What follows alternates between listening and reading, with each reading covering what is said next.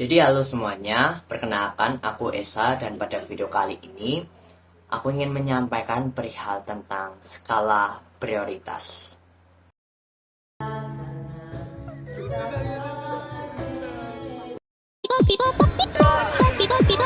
Kenapa lanjut terus?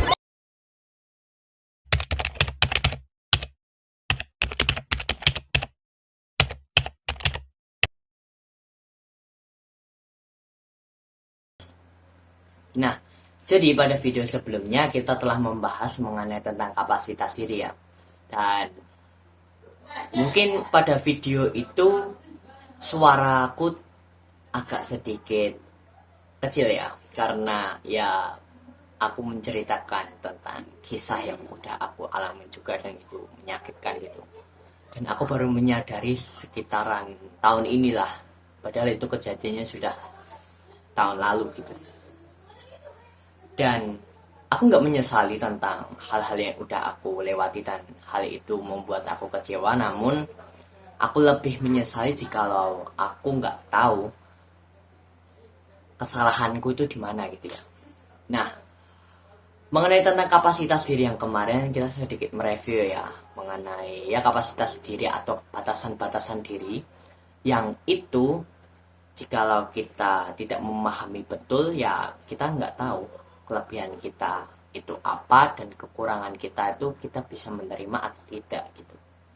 Dan dengan kita memahami mengenai konsep dari kapasitas diri, mungkin itu menjadi faktor kebahagiaan kalian gitu, meningkatkan faktor kebahagiaan kalian. Semisal tidak semua hal bisa kalian terima dan tidak semua hal bisa kalian rasakan, namun sebaliknya hal-hal yang telah kalian lakukan, hal-hal yang mungkin membuat kalian kecewa, membuat kalian senang, itu bisa kalian syukuri gitu, karena pada dasarnya semua hal pasti berlalu kan. Dan juga mengenai tentang kapasitas diri, dengan kita mengetahui kapasitas diri kan kita lebih bisa mengetahui posisi kita itu di mana dan apa yang bisa kita lakukan dan kapan kita harus berhenti, kapan kita harus jalan, kapan kita harus berlari gitu. Nah, semisal nih kalian sudah berada di suatu komunitas tertentu, namun di situ kalian berperan sebagai bendahara. Nah, berarti kan dalam posisi kalian sebagai bendahara, kalian ya hanya melaporkan mengenai tentang keuangan, ya membahas tentang keuangan komunitas itu. Bukan kalian berperan atau malah seolah-olah kalian sebagai ketuanya. Kan itu sedikit apa ya, gak cocok lah pada tempatnya gitu. Kalian yang sebenarnya sebagai bendahara malah berlagak sebagai ketua gitu kan tidak pas, dan juga itu malah menimbulkan sedikit perselisihan ya mungkin dengan ketua aslinya dan juga anggota-anggota yang lain gitu. Nah, yaitu mengenai kapasitas diri yang kemarin, namun di sini aku akan lebih menekankan mengenai tentang skala prioritas.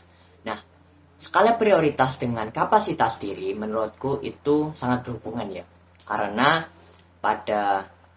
jikalau kita mengerti tentang kapasitas diri, kan ada beberapa hal yang kita kompres dan hal-hal itulah yang akan kita lakukan pada satu hari ya. Misalnya ada 10 agenda dalam satu hari. Kalian mengetahui tentang kapasitas diri. Oh iya, ada beberapa hal yang perlu aku cancel dan tidak bisa aku lakukan. Nah, itu kan menjadi kalian misal hanya ada 5 atau 6 kegiatan. Nah, hal itu kan sudah istilahnya tidak membebani kalian dan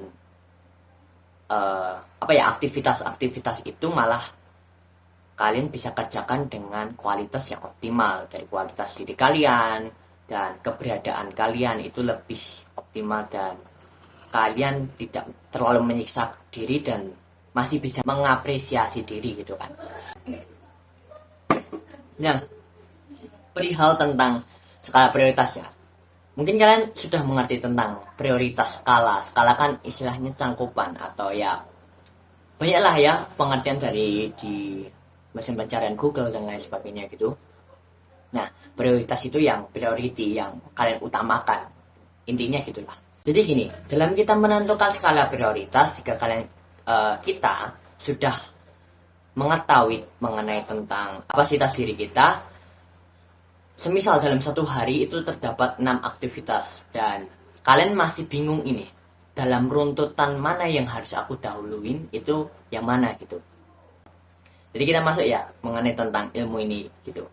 Skala prioritas itu disusun terdapat ada 2 aspek utama gitu. Nah, yang pertama tuh aspek penting dan yang kedua tuh aspek urgensinya atau istilahnya mendesak atau tidaknya gitu. Nah, sebelum itu aku mau bahas sedikit mengenai tentang 2 aspek ini ya, karena nanti untuk contoh konkret yang aku sebutkan atau aku contohkan pada kalian itu berkaitan erat dengan 2 aspek ini. Nah, jadi menurutku pada 2 aspek ini ya, kita masuk ke mendesak atau tidak mendesak ya.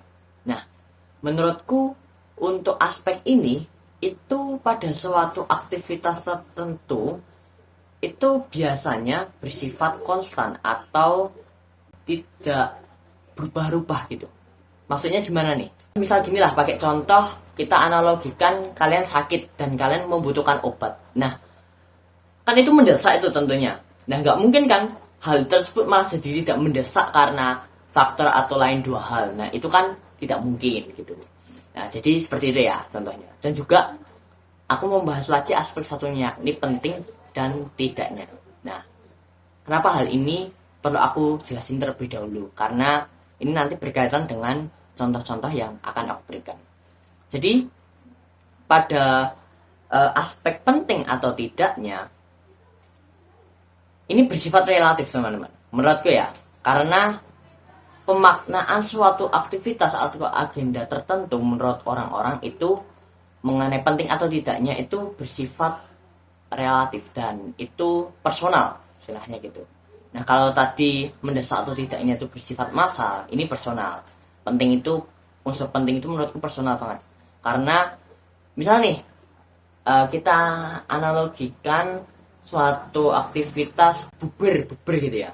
Nah, aktivitas buber itu kalau menurut pemahamanku itu tidak penting. Namun mungkin pemahaman teman sekelasku mungkin itu penting karena bubur itu bisa, ya lain halnya banyaklah alasan dibalik dia mengatakan hal itu penting gitu. Jadi relatif banget gitu untuk unsur penting atau tidaknya suatu aktivitas.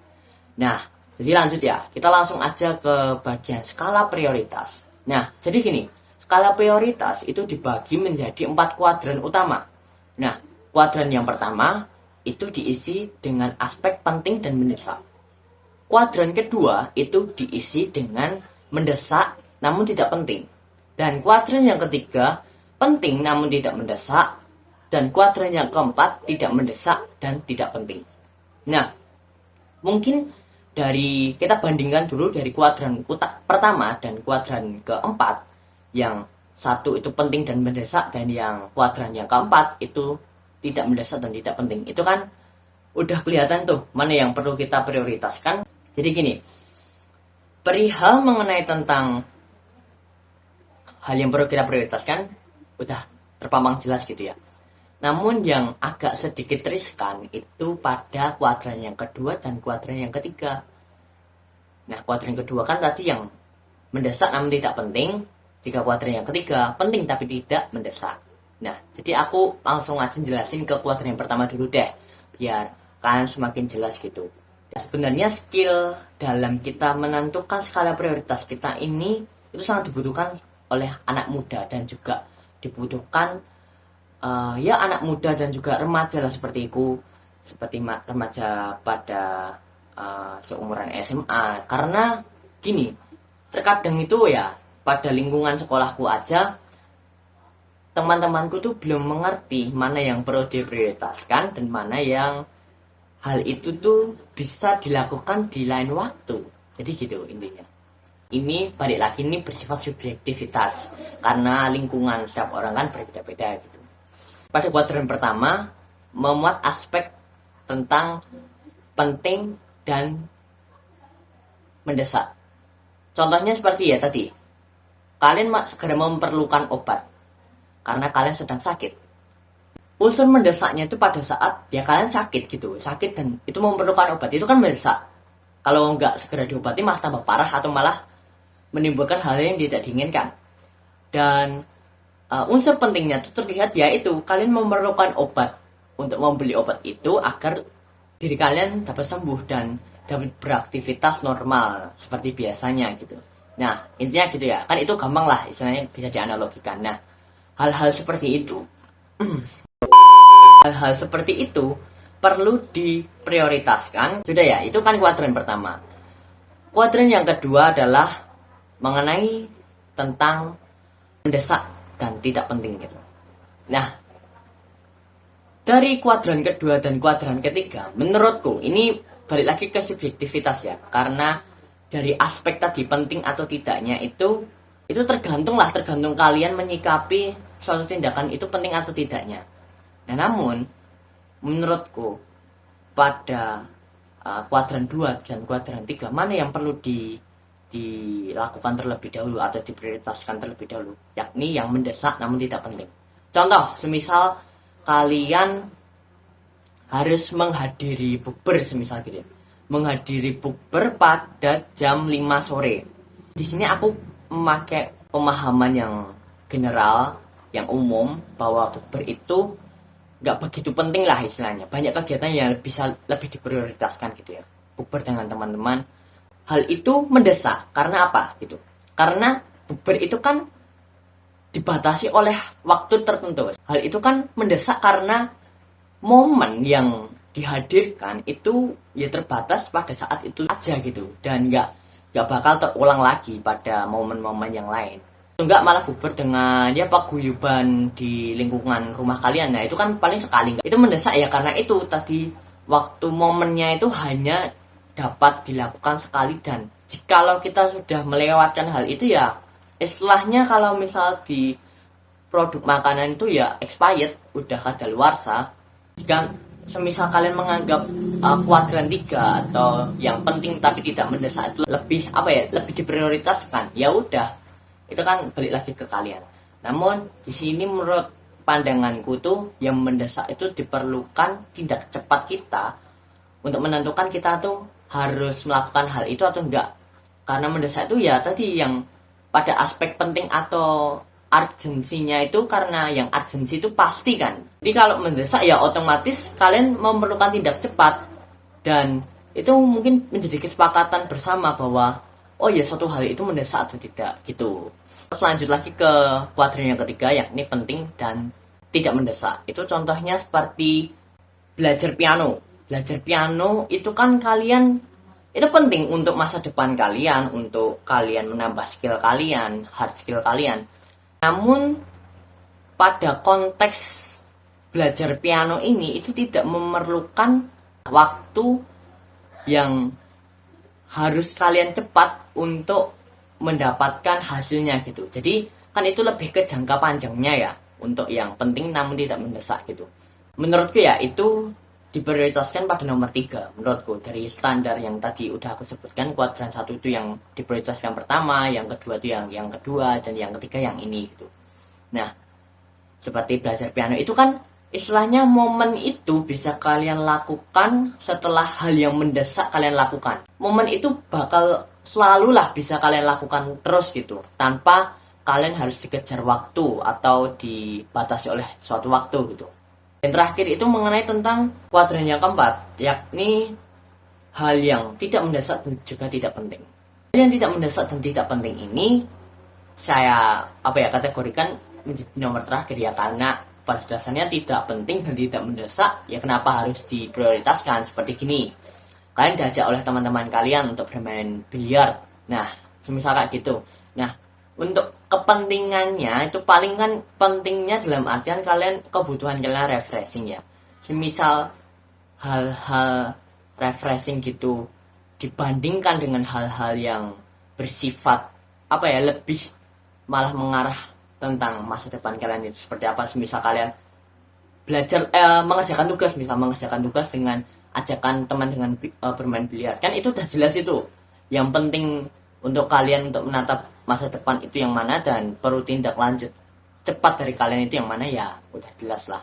dan bermain biliar semisal itu. Aku nggak menyalahkan, misalnya nggak menyalahkan jika kalian menitik beratkan pada aktivitas bermain biliar. Namun pada konteks skala prioritas, hal tersebut harus didasarkan penting atau tidaknya dan mendesak atau tidaknya gitu. Cukup sekian dari yang aku bisa sampaikan.